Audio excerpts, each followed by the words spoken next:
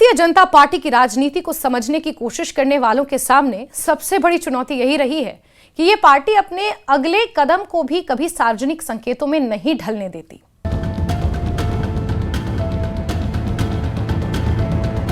जी हां, बीजेपी का निर्णय लेने का तरीका इतना अचानक और गोपनीय होता है कि कई बार जिस व्यक्ति को जिम्मेदारी दी जाती है उसे भी आखिरी क्षण तक इसकी भनक नहीं होती। यही कारण है कि जब भी पार्टी किसी बड़े पद के लिए किसी नाम की घोषणा करती है तो वो राजनीतिक गलियारों से लेकर मीडिया और विपक्ष तक सभी को चौंका देती है। हाल ही में नितिन नबीन को पार्टी का कार्यकारी अध्यक्ष बनाए जाने का फैसला भी इसी परंपरा का एक नया अध्याय है। रविवार को जैसे ही नितिन नबीन के नाम की घोषणा हुई, राजनीतिक हलकों में एक तरह का सन्नाटा छा गया।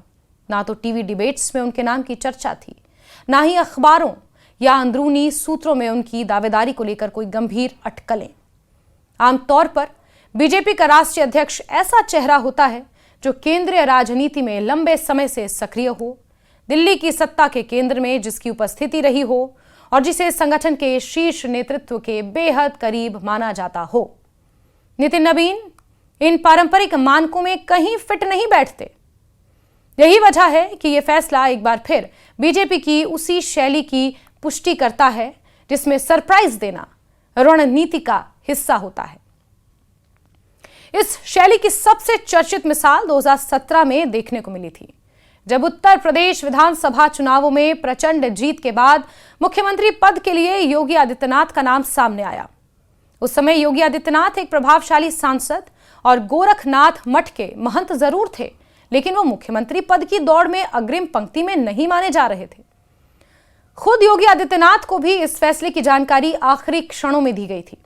तत्कालीन भाजपा अध्यक्ष अमित शाह ने उन्हें फोन कर लखनऊ जाने और सरकार की कमान संभालने की बात कही। बाद में केंद्रीय मंत्री पीयूष गोयल ने इस क्षण को याद करते हुए बताया कि किस तरह दिल्ली स्थित अमित शाह के आवास पर योगी को यह सूचना दी गई थी। यह सिर्फ एक नियुक्ति नहीं थी, बल्कि बीजेपी की राजनीतिक सोच का स्पष्ट संदेश था कि पार्टी व्यक्तित्व से ज्यादा संगठन और विचारधारा को प्राथमिकता देती है। नितिन नबीन का मामला भी कुछ ऐसा ही है।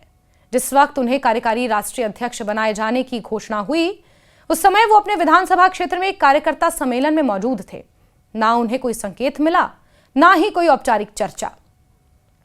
यह अचानक मिला दायित्व न केवल उनके लिए बल्कि पार्टी के कई वरिष्ठ नेताओं के लिए भी अप्रत्याशित था। लेकिन बीजेपी में यही अचानकपन दरअसल गहरी योजना और लंबे आंतरिक मूल्यांकन का नतीजा होता है।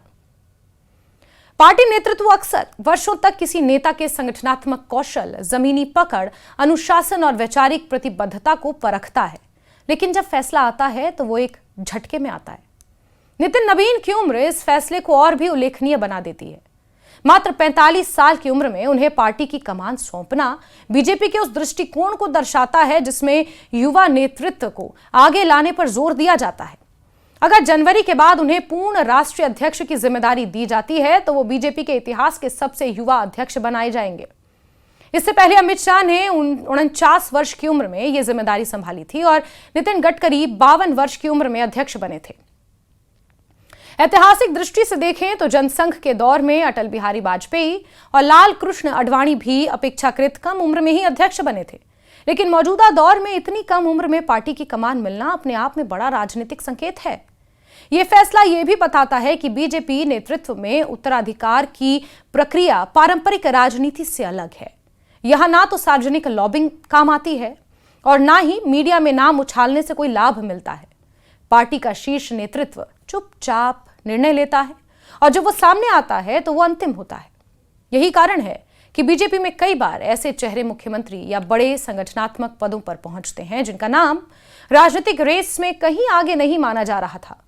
हरियाणा, गुजरात, उत्तराखंड, मध्य प्रदेश, पूर्वोत्तर के कई राज्यों में ऐसे उदाहरण मिलते हैं जहां मुख्यमंत्री पद के लिए अपेक्षाकृत कम चर्चित नेताओं को चुना गया। इस रणनीति के पीछे बीजेपी की संगठनात्मक संस्कृति काम करती है।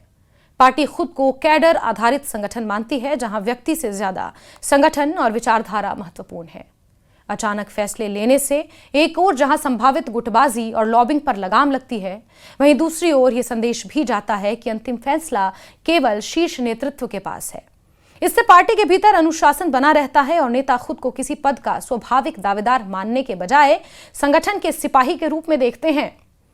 नितिन नबीन का चयन ऐसे समय में हुआ है जब बीजेपी को संगठनात्मक स्तर पर नए ऊर्जा, नए चेहरे की जरूरत महसूस की जा रही है। लंबे समय तक सत्ता में रहने के बाद किसी भी पार्टी के सामने सबसे बड़ी आत्मसंतोष से बचने की ही चुनौती होती है। युवा नेतृत्व को आगे लाकर बीजेपी ये संकेत दे रही है कि वो भविष्य की राजनीति के लिए खुद को तैयार कर रही है। नितिन नबीन की संगठनात्मक पृष्ठभूमि, उनकी जमीनी राजनीति अपेक्षाकृत कम उम्र पार्टी की इसी रणनीति में फिट बैठती है। अंततः बीजेपी का यह फैसला एक बार फिर साबित करता है कि यह पार्टी अनुमान और अटकलों की राजनीति से अलग चलती है। यहां फैसले पहले लिए जाते हैं और कारण बाद में समझ आते हैं। तब अमित शाह का योगी आदित्यनाथ को किया गया फोन हो या अब नितिन नबीन को अचानक मिली राष्ट्रीय जिम्मेदारी, यह दोनों घटनाएं इस बात का प्रमाण है कि बीजेपी की राजनीति में चौंकाना केवल संयोग नहीं बल्कि एक सोची समझी रणनीति है। यही रणनीति बीजेपी को अन्य दलों से अलग पहचान देती है और यही वजह है कि उसके फैसले अक्सर कोई भांप नहीं पाता वाली श्रेणी में आते हैं।